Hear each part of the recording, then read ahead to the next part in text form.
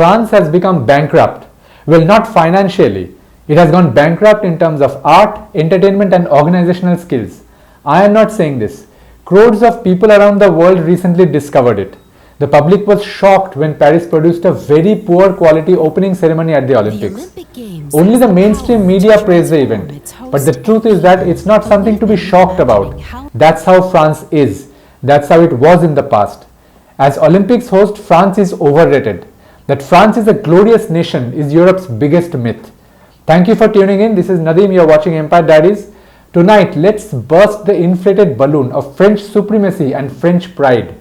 Don't be fooled by the media propaganda and the media narrative surrounding the Paris Olympics. It's nothing but a Western agenda. An agenda to glorify anything that G7 countries do. Now, France is a core member of the G7 group of rich nations. Therefore, since Paris is hosting the Olympics, dark truths about France will be ignored by the regular press. Well, not quite at Empire Diaries. Let's look back at the long and filthy trail of negative contribution to human society by France, from racism to xenophobia to slavery. Let's start with a major crisis unfolding across France right now, something unreported in the global media and also in the Indian press. Incidents of racism have reached an all-time high there in recent years. It's happening big time in Paris as well, the so-called cosmopolitan city. France has a population of around 6.5 crore. Out of that, 80 lakh people are of African and Caribbean origin. The Western world loves to call them blacks. This high population of dark-skinned people reflects in the country's pop culture, cinema, sports, entertainment and politics. Yet multiple studies and surveys recently detected that all is not well between black France and white France. The country's own Human Rights Commission, it's called the CNCDH, recently found something very alarming. It found that racism, intolerance and xenophobia against non-white people are at an all-time high. Here are some facts. Incidents targeting Jews in France have skyrocketed by 284% in recent times. Targeted actions against minority groups have gone up by 30%. A separate survey found that 51% of the French population don't feel at home in France. Now that's shocking. It's more than half the population. Here's an even more shocking statistic. 56% of people who were surveyed openly said that there are too many immigrants in France. 9 out of 10 non-white people in France have reported facing some form of discrimination. But have you seen the regular press and the French government talk about it? Very little. Instead, they're busy congratulating Paris for being such a warm and wonderful Olympic host. This unreported situation is so bad that in June last year, the UN Human Rights Office had to step in. It officially scolded France, asking it to immediately address deep issues of racism in policing. It's not a secret anymore that French cops target citizens on the basis of race and ethnicity. Let's move on to another area of immediate concern in France. The problem of too much mass surveillance and the misuse of AI technology. Whenever AI is added to something, it sounds cool and high-tech, isn't it? Well, France is misusing this sentiment. It is carrying out unethical mass surveillance on everybody in Paris during the Olympics. The excuse is that with the help of AI, surveillance has become smart and efficient.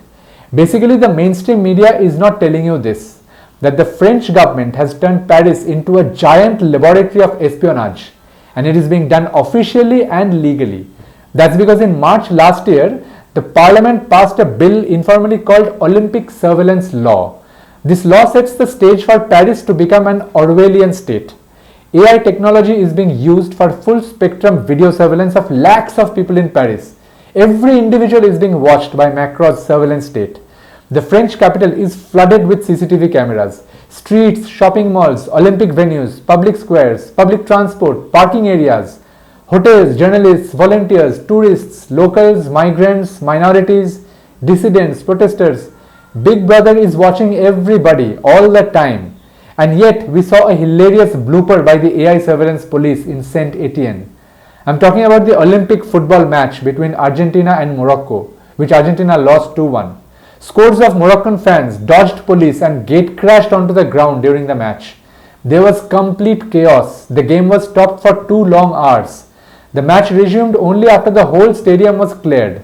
Now, how could the smart and efficient AI police let this happen? What's the purpose of having AI surveillance if they can't predict such situations? The official slogan of the 2024 Paris Olympics is Games Wide Open. It means Paris is welcoming the rest of the world with open arms. Well, that's just in theory. A message like Games Wide Open is a cruel joke for a country with a dirty track record of persecution of Africa. Let's come to Africa now. No other country has caused more harm to the African continent than France. French invaders colonized and looted Africa for a few centuries, starting in the mid-1600s.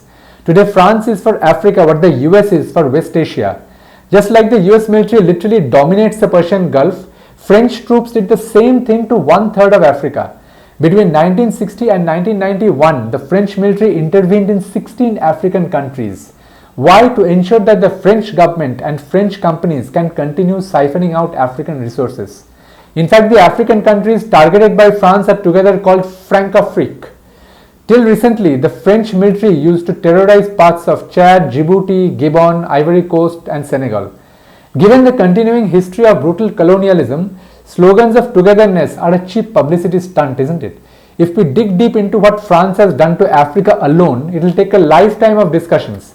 Consider the 17 nuclear tests that France carried out illegally in Algeria. Some of the nuclear tests were done forcefully after Algeria claimed independence in 1962. Take the case of the infamous Bamboula village near the French city of Nantes in the 1990s. It was a racist experiment done by the French authorities. An artificial village of 24 people from Ivory Coast was created.